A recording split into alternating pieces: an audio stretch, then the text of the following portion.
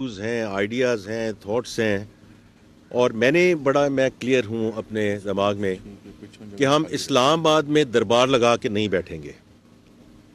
If we سے we are there to serve the people of Pakistan, تو جہاں جہاں لوگ ہیں ہمیں وہاں حاضر ہونا پڑے گا. اور یہ بجٹ کے دوران انشاءاللہ آپ دیکھیں گے کہ وہ بجٹ کا سارا پروسیس میں نے اوورسیز چیمبر میں بھی کہا، پاکستان بزنس کونسل میں کہا، سیالکوٹ چیمبر میں کہا کہ ہم خود آپ کے پاس حاضر ہوں گے آپ کی تجاویز لینے کے لیے اور آپ کے جو بھی آئیڈیاز ویوز ہیں وہ لینے کے لیے. Because from my perspective this budget process is a broken process. کہ لوگ آ کے اسلام آباد بیٹھ جاتے ہیں مارچ اپریل مئی میں 2-3 مہینے وہاں بیٹھتے ہیں. ہم وہاں ان کی بات سنتے ہیں، کچھ نہیں سنتے ہیں. پھر ہم بجٹ ایک پاس کر دیتے ہیں، اس کے بعد پھر اپیلیں آتی ہیں، کچھ اخباروں میں آتی ہیں.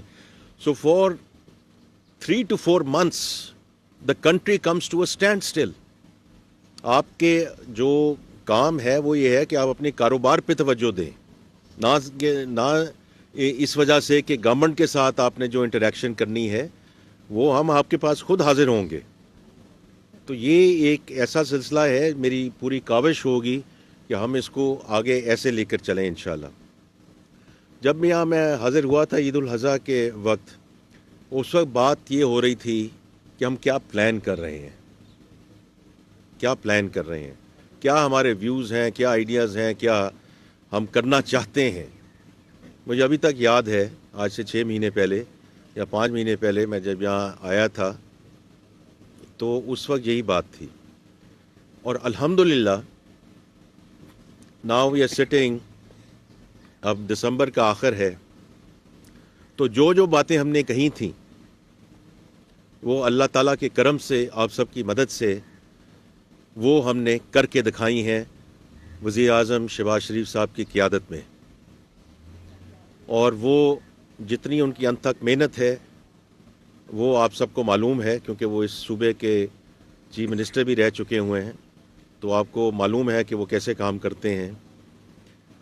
لیکن میں کچھ ان اہداف کو میں ضرور ریپیٹ کرنا چاہوں گا کہ جو معاشی استحکام آیا ہے، کیونکہ this is not something which the government is seeing, یہ آپ کو انڈیپینڈنٹ سورسز سے یہ انفارمیشن آ رہی ہے. کیونکہ ہم آ کے کچھ کہیں، کوئی وزیر کہہ دے، کچھ اور کہہ دے تو اور بات ہے، لیکن جب ایک انڈیپینڈنٹ سورس سے آپ کو انفارمیشن آ رہی ہے تو اس کا مطلب ہے کہ اللہ کا شکر ہے کہ جو